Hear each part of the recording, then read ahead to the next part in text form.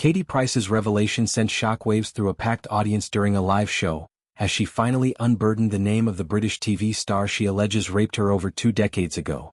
The disclosure, made alongside her longtime friend Kerry Katona at their An Evening with Katie Price and Kerry Katona event, drew collective gasps, marking a seismic shift in Price's long-held silence on the trauma.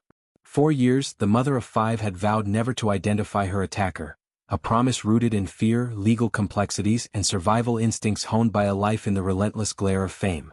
Yet, in a moment of defiant vulnerability, she shattered that barrier, believing the time for truth had come. Katona, 45, recounted the bombshell with a mix of awe and solidarity, revealing that Price had first confided the name during their shared stint on I'm a Celebrity. Get Me Out of Here, in 2004. I remember you telling me that when we were in the jungle together, Katona shared with the crowd, bridging past and present in a single breath. That jungle confession, whispered amid the show's isolation, never aired due to legal entanglements, but its weight lingered, a secret shared in the unlikeliest of confessional booths. Price's decision to speak now stems from a confluence of personal reckoning and cultural momentum, the MeToo movement's tidal wave empowering survivors to name shadows long hidden. Initially, Price had eyed her upcoming book as the vessel for this disclosure, inspired by the courage of others who've toppled silence's throne. An insider close to the project noted, Katie thinks she has nothing to lose. After all the MeToo stuff, she thinks if other people have revealed their sex attackers, why can't I? This ethos, born of collective fury against unchecked power, aligns with Price's own ethos of unfiltered authenticity. From glamour model to reality TV staple, her career has thrived on candor, turning personal wreckage into public empowerment. Price's first public acknowledgement of the assault came in a 2009 OK! Magazine column, a raw pivot from tabloid fodder to advocate. Rape is a subject very close to my own heart. I was raped when I was younger more than once. I'd never be associated with anything or anyone so sick. I've never talked about this before, but I feel I have to now because I was so hurt by these accusations that I would not take a subject, which affects so many women, seriously. I urge any woman who has been affected by rape and needs help to talk to somebody they trust about it. These words, penned amid healing's early throes, underscored her resolve to destigmatize a crime that claims 1 in 6 women, weaving her story into a tapestry of shared resilience. The trauma's echoes resurfaced in 2018 during a nightmarish carjacking in South Africa, where Price endured another violation while filming her reality series.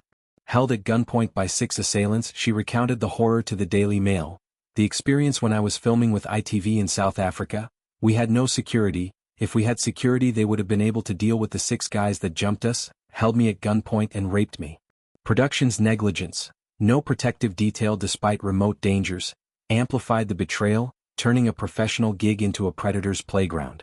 Police deemed their survival a miracle, a phrase that haunted Price, transforming adrenaline into Aftermath's slow burn. This layered anguish propelled her onto Channel 4's SAS, Who Dares Wins in 2020, where jungle parallels met military rigor.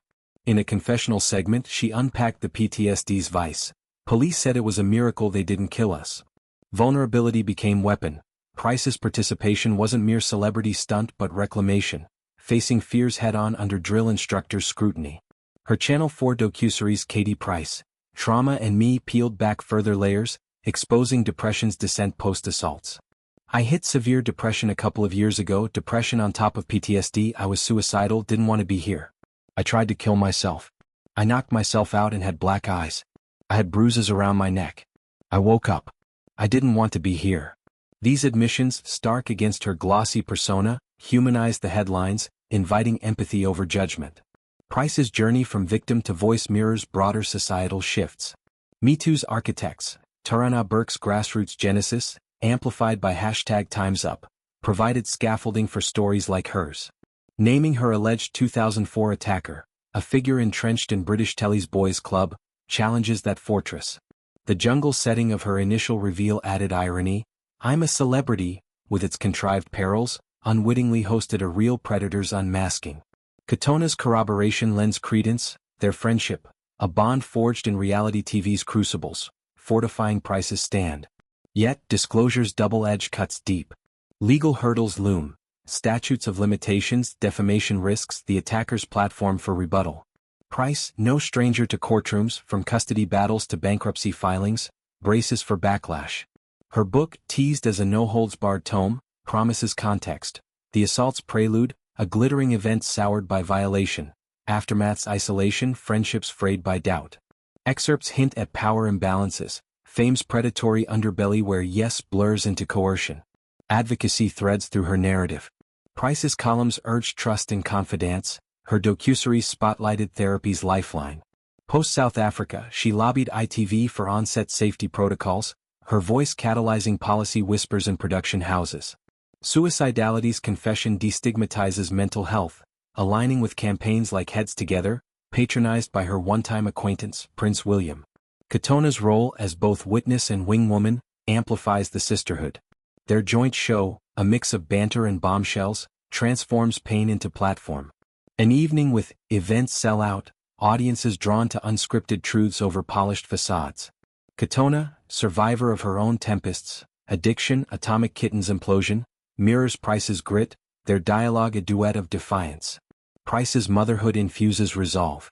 5 children, Harvey from Dwight York Jr. and Princess from Peter Andre, Jet and Bunny from Kieran Hayler, anchor her fight.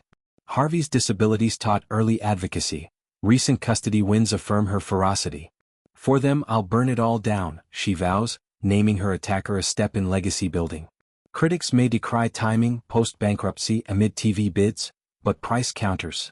Survival demands strategy. MeToo's timeline favors the bold. Her book's publisher eyes impact over immediacy.